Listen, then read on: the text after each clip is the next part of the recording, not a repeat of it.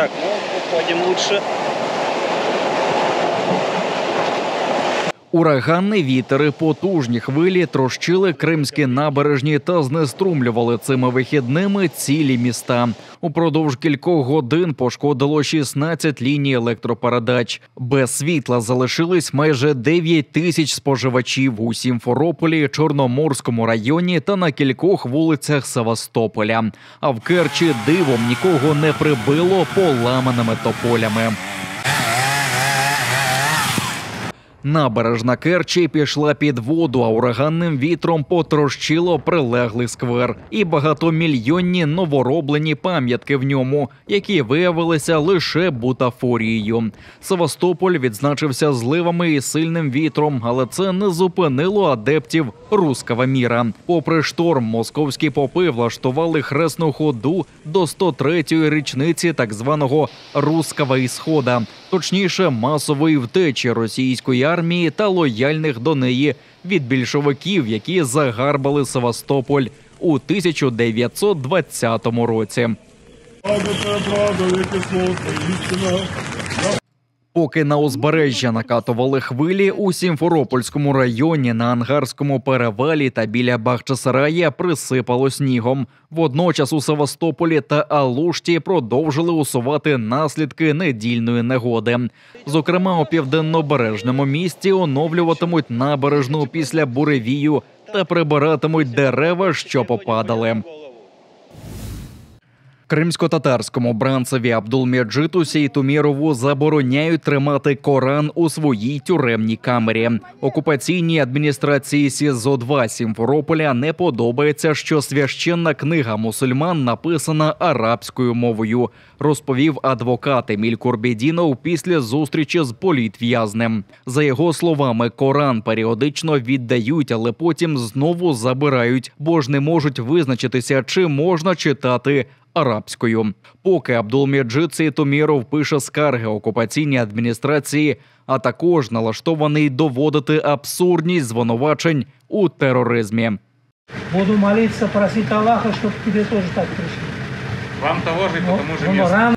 Абдулмеджит Сейтуміров був серед 5 кримців, затриманих російськими силовиками у День Незалежності 24 серпня у Бахчисараї. Усі активісти об'єднання «Кримська солідарність» та багатодітні батьки.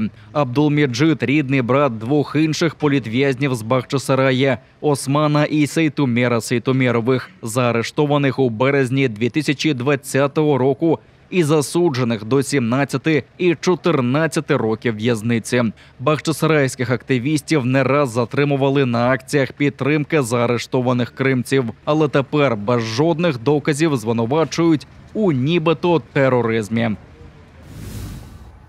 Судилище над кримцями з Джанкоя добігає завершення, але бранцям відмовляються пом'якшити умови тримання. Про це розповіла адвокатка Софія Шабанова за підсумками засідання Південного окружного військового суду в російському Ростові-на-Дону. Захисниця наполягала, що Енвер Крош, Вілен Темір'янов, Ренат Алієв та Едем Бекіров не збираються тікати з Росії. Але окупаційний суд лише продовжив тримання в СІЗО до 29 лютого наступного року. 66-річного Сейт'яя Абозова залишили під домашнім арештом, але з певним пом'якшенням. Бранцеві тепер можна потрапити до лікаря, але лише з письмового дозволу наглядачів.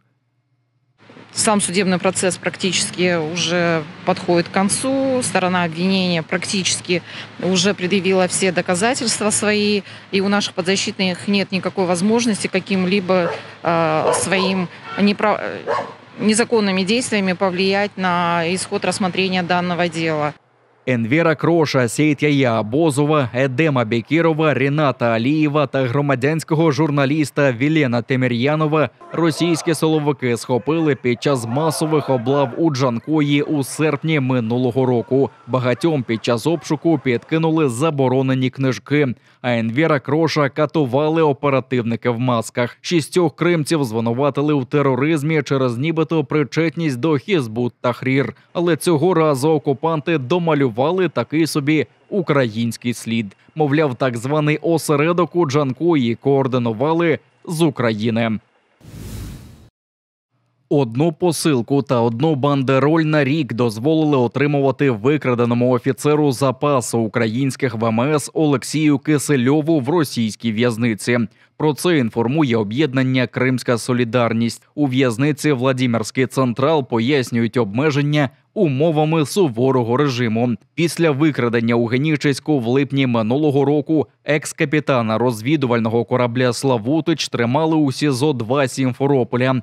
Олексія Кисельова катували струмом, а потім звинуватили в підготовці морської блокади Криму та підтримці кримсько-татарського батальйону імені Номана Челібіджихана. За сфальшованими закидами пенсіонера ув'язнили на 8,5 років, а прохання про медичну допомогу з хворими суглобами росіяни ігнорують.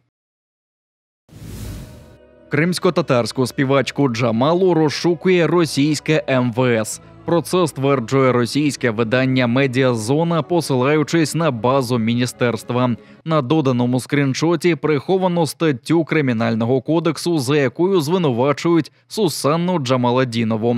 Але видання заявляє, що йдеться про так зване поширення фейків про російську армію. До всього співачку нібито заочно взято під варту. Якщо вірити даним «Медіазони», то в її досьє з бази МВС Росії хибно вказано національність. Там вона чомусь татарка. Ще минулого року російські пропагандисти без посилання на будь-які джерела стверджували, що Джамалі заборонено в'їзд до Росії на 50 років. Вочевидь, через засудження окупації Криму та підтримку українського війська.